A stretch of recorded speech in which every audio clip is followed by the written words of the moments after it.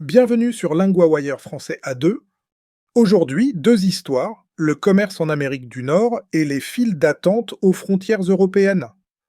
Pour vous aider à comprendre cet épisode, retrouvez les transcriptions, les traductions en anglais et le vocabulaire expliqué sur linguawire.com.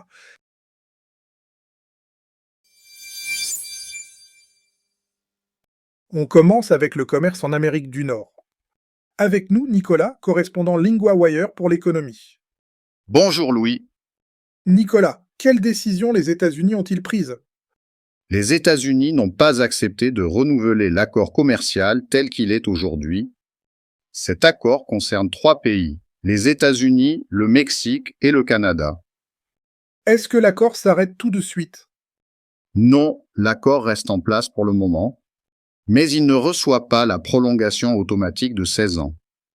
Et avec cette prolongation, il pouvait durer jusqu'à quand? Il pouvait continuer jusqu'en 2042. Maintenant, les 3 pays devront refaire le point chaque année. Pourquoi cette décision est-elle importante pour l'économie? Parce que cet accord soutient beaucoup d'échanges entre les 3 pays. Il représente environ 2000 milliards de dollars de commerce chaque année. Donc les entreprises peuvent être inquiètes. Oui, elles peuvent continuer à travailler, mais elles ont moins de certitude pour l'avenir. Quand les règles peuvent changer, il est plus difficile de faire des projets. Quel sujet pose problème?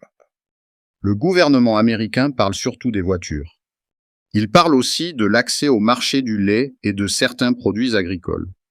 Il veut aussi éviter que des pays extérieurs, comme la Chine, profitent indirectement de l'accord. Les 3 pays doivent-ils être d'accord pour prolonger le texte? Oui, il faut l'accord des États-Unis, du Mexique et du Canada. Selon un haut responsable américain, sans accord commun, il y a une période de 10 ans avant une possible fin du traité. Que peut-il se passer maintenant?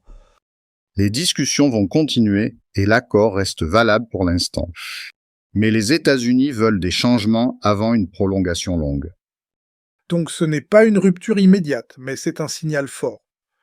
Exactement. Le commerce continue, mais l'avenir de l'accord est moins sûr.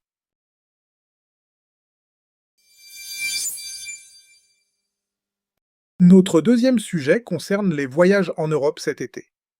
Claire est avec nous, correspondante LinguaWire pour les transports. Bonjour Louis. Claire, pourquoi Ryanair et certains aéroports sont-ils inquiets?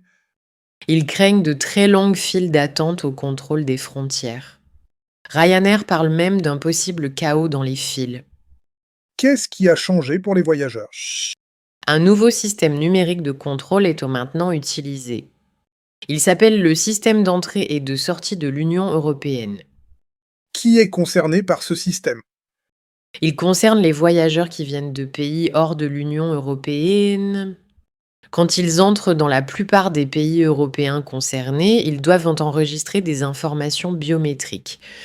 De quel type d'informations parle-t-on? On parle d'informations liées au corps, par exemple au visage. Le système les vérifie quand les voyageurs entrent, puis quand ils sortent. Où voit-on déjà des difficultés?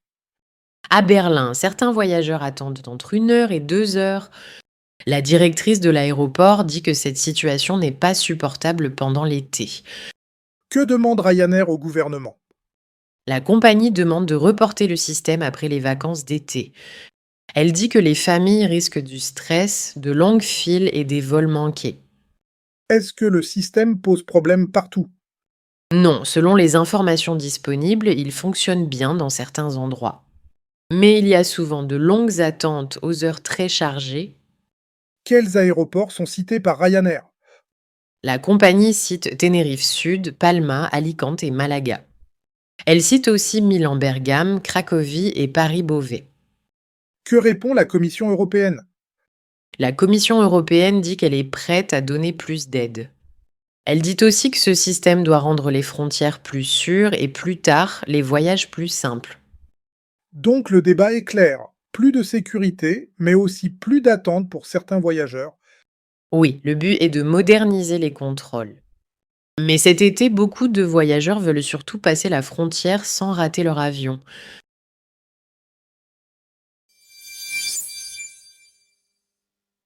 Passons au récapitulatif de langue.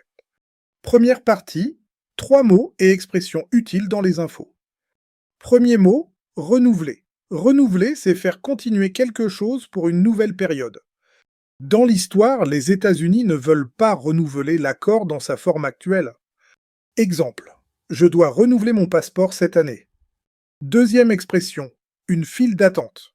Une file d'attente, c'est une ligne de personnes qui attendent. Dans l'histoire, Ryanair craint de longues files d'attente aux frontières. Exemple, il y a une file d'attente devant le musée. Troisième expression, rater un vol. Rater un vol, c'est arriver trop tard pour prendre l'avion. Dans l'histoire, certaines familles risquent de rater leur vol. Exemple, dépêche-toi, je ne veux pas rater mon vol. Deuxième partie, devoir plus un verbe à l'infinitif.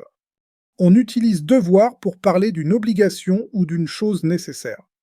Dans l'histoire, les voyageurs doivent enregistrer des informations à la frontière. Au présent, je dois, tu dois, il doit, elle doit. Au pluriel, nous devons, vous devez, ils doivent, elles doivent.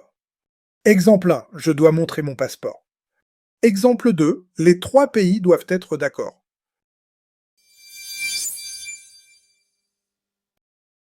Want more than 2 stories a day? Sign up at linguawire.com for the free daily digest. 4 short stories in French with English translations, matched to your level, in your inbox every morning. Set up your free subscription at linguawire.com.